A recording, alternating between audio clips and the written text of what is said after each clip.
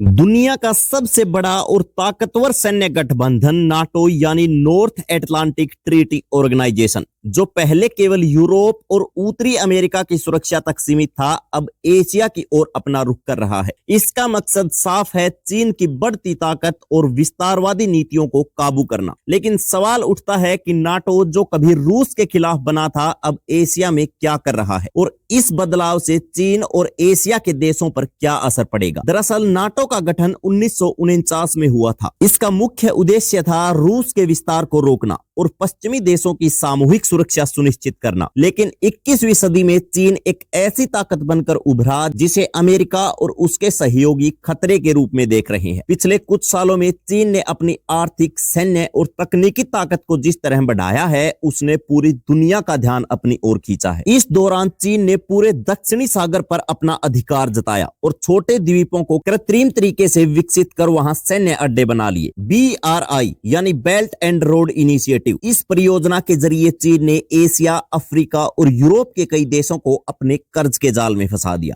चीन के 5G network और तकनीकी उत्पादों ने अमेरिका और यूरोपीय देशों को चिंता में डाल दिया है। इन सभी वजहों से अमेरिका और उसके सहयोगी अब चीन को वैश्विक संतुलन के लिए खतरा मानते हैं। लेकिन इन सब के बाद जो दिलचस्प बात है वो ये है कि नाटो की दिलचस्पी एशिया में क्यों बढ़ रही है। दरअसल एशिया में चीन के बढ़ते प्रभुत्व से केवल छोटे देश ही नहीं, बल्कि जापान, दक्षिण कोरिया और ऑस्ट्रेलिया जैसे बड़े देश भी चिंतित हैं। चीन की सैन्य गतिविधियों और ताइवान पर संभावित हमले को लेकर जापान चिंतित है। वहीं उत्तर कोरिया को चीन का समर्थन मिलता है, जिससे दक्षिण कोरिया की सुरक्षा हमेशा खतरे में रहती है। अब बात करें ऑस्ट्रेलिया की, तो चीन और ऑस्ट्रेलिया के बीच व्यापारिक तनाव और दक्षिणी चीन सागर में चीन की बढ़ती दखल से ऑस्ट्रेलिया भी बहुत ज्यादा परेशान है। इन देशों के लिए नाटो एक ऐसा साझेदार बन सकता है जो उन्हें सामूहिक सुरक्षा की गारंटी दे। 2024 में नाटो ने अपने वार्षिक सम्मेलन में चीन को स्ट्रेटेजिक चैलेंज घोषित किया था। इसके बाद संगठन ने एशिया में कई महत्वपूर्ण कदम उठाने शुरू कर दिए। अगर बात करें इंडो पैसिफिक साझेदारी की, तो नाटो ने जापान, दक्षिण कोरिया, ऑस्ट्रेलिया और न्यूजीलैंड जैसे देशों के साथ सहयोग बढ़ाने पर जोर दिया। इसे एशियन क्वाड भी कहा जा रहा है। नाटो और इन देशों के बीच रक्षा, साइबर सुरक्षा और खुफिया जानकारी साझा करने पर चर्चा शुरू हुई। वहीं हिंद प्रशांत क्षेत्र में नाटो और एशियाई देशों के बीच संयुक्त सैन्य अभ्यास की योजनाएं बनाई जा रही हैं। नाटो हिंद महासागर और दक्षिणी चीन सागर में अपनी नौसेना की मौजूदगी बढ़ा सकता है, ताकि चीन को कूटनीतिक और सामरिक दबाव में रखा जा सके। वहीं नाटो की इस नई रणनीति से चीन में हलचल मच गई है। चीन ने इसे नियो कोल्ड वॉर की शुरुआत कहा है। चीन का कहना है कि नाटो की गतिविधियां एशिया की शांति और स्थिरता के लिए खतरा बन सकती हैं। चीन ने जापान और दक्षिण कोरिया जैसे देशों को चेतावनी दी है कि वे पश्चिमी देशों के जाल में न फंसे। चीन के लिए सबसे बड़ी चिंता का विषय यह है कि नाटो के साथ इन एशियाई देशों का गठजोड़ उसकी आर्थिक और सैन्य योजनाओं को बाधित कर सकता है। वहीं नाटो की इस नई रणनीति से कई बड़े असर हो सकते हैं।